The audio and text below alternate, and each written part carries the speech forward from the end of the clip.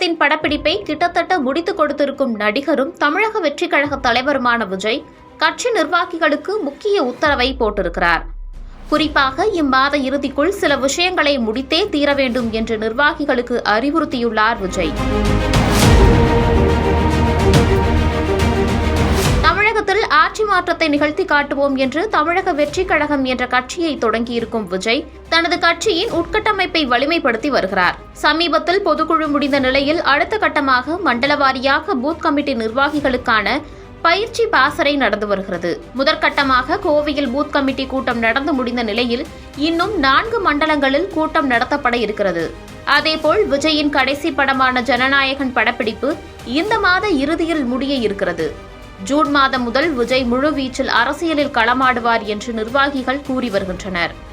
இந்த நிலையில்தான் கட்சியின் கட்டமைப்பு பணிகளை இந்த மாத இறுதிக்குள் முடிக்க வேண்டும் என கட்சியின் பொதுச் செயலாளர் ஆனந்திடம் தெரிவித்துள்ளார் விஜய். கட்சியில் 28 சார்பு அணிகள் உருவாக்கப்பட்டுள்ள நிலையில் அத்தனை அணிகளுக்கும் மாவட்ட மற்றும் ஒன்றிய அளவில் பொறுப்பாளர்களை நியமனம் செய்யும் பணிகளை முடிக்க வேண்டும் என்று கூறியுள்ளார்.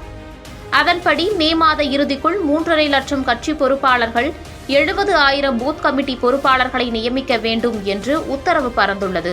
ஏற்கனவே இதற்கான பட்டியலை மாவட்ட செயலாளர்கள் ஆன்லைன் மூலம் அனுப்பியிருந்தாலும் மீண்டும் ஒருமுறை பட்டியலில் உள்ள நபர்களின் செயல்பாடுகள் குறித்த விவரங்களை தலைமையில் உள்ள நபர்கள் சரிபார்த்து பட்டியலை இறுதி செய்ய அறிவுறுத்தியுள்ளார் விஜய்.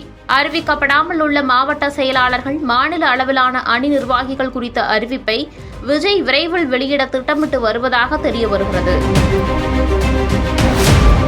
இதனிடையே சென்னை பனையூரில் உள்ள கட்சியின் தலைமை அலுவலகத்தில் பொதுச் செயலாளர் ஆனந்த் தலைமையில் கடந்த 3 நாட்களாக மாவட்ட செயலாளர்கள் கூட்டம் நடந்து வருகிறது. கூட்டத்தில் விஜய் பங்கேற்காத நிலையில் மாவட்ட செயலாளர்கள் மத்தியில் பேசிய ஆனந்த், மாவட்டத்தில் எந்த ஒரு பிரச்சனையும் ஏற்படாமல் கட்சிக்காக உழைக்கும் நபர்களை கண்டறிந்து பொறுப்புகளை வழங்க வேண்டும்.